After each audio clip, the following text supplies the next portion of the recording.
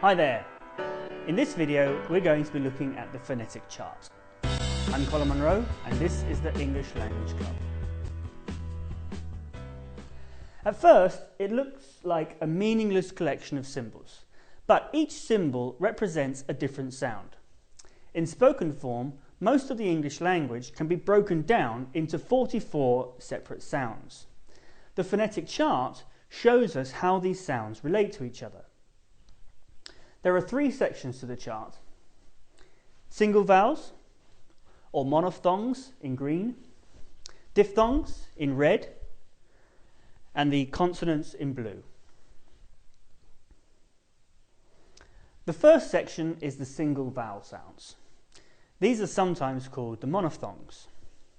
When we think about the alphabet, we normally think of there being 5 vowels: A, E, I, O and U.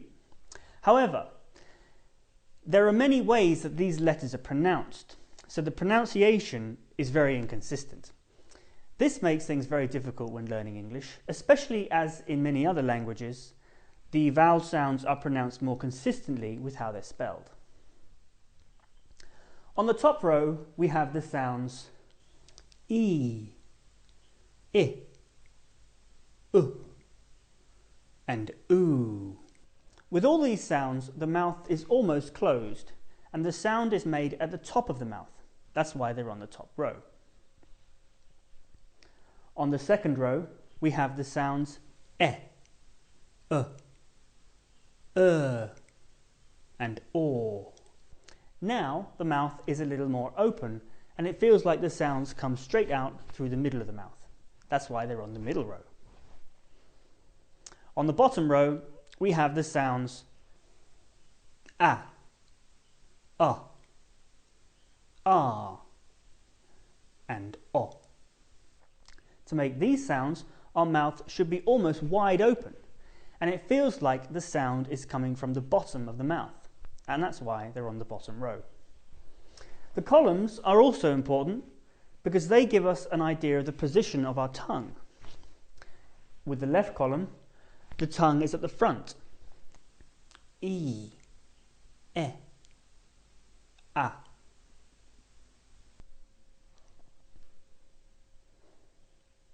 Moving back a little, I, and A. Back a little more, U, A.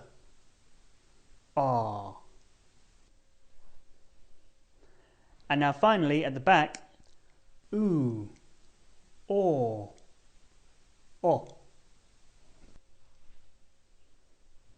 The second section is the diphthongs.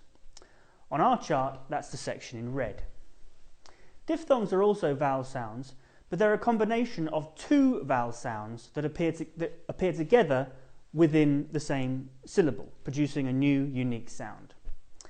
They're arranged according to the second sound. In the first column, we have the sounds: ear, ua, and air. In the second column, we have the I sounds. We should note here that the symbol for these diphthongs are written with the I symbol, but the sound is often the longer but similar E. A, oi, and I. And in the third column, we have the U symbol. Again, sometimes the sound is more similar to the longer oo, as in O and ow. The third section is the consonant sounds. The first 2 rows are sometimes called consonant pairs. This is because the sounds of each pair are produced in a very similar way. Let's look at the first pair. P and B. The sound is very similar, but the physical shape of the mouth is almost exactly the same. The only difference is B is voiced, which means that we use our vocal cords to produce the sound. If you feel your neck when you say the sound, you should feel some vibration. B, B, B. B, B. Now if you say P, if you say it correctly, you won't feel that vibration. P, P, P, P. The same is true for the next pair, T and D. D is voiced and T isn't. D, T, D, T, D, T. And Ch and J. Ch, J, Ch, J, Ch, J.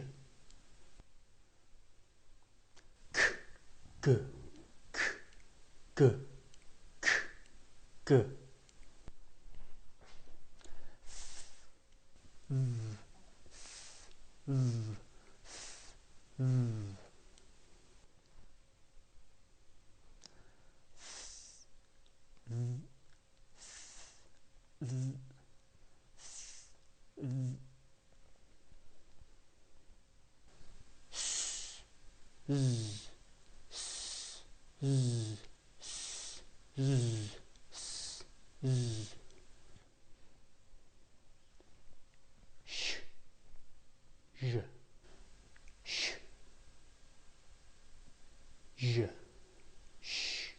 G. Finally, on the bottom row, we have the single consonants. H,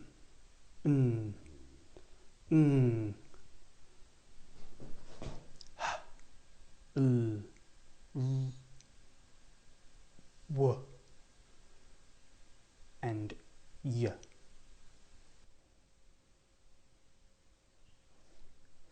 So you can see now that the phonetic chart is not just a random collection of symbols, but a useful tool for learning correct pronunciation. For an even more detailed explanation of one of the sections, click on one of the annotations on the left of your screen. We've also produced an interactive chart using YouTube's annotations, so you can click on a symbol and it will jump to the part of the video and play that sound. So you can listen over and over again to the sounds that you want to study. Remember, you can have online classes with me or one of our other teachers. Check out our website for details. You can also find us on Twitter, Facebook and Skype. If you've got any questions or comments, please get in touch. We're here to help.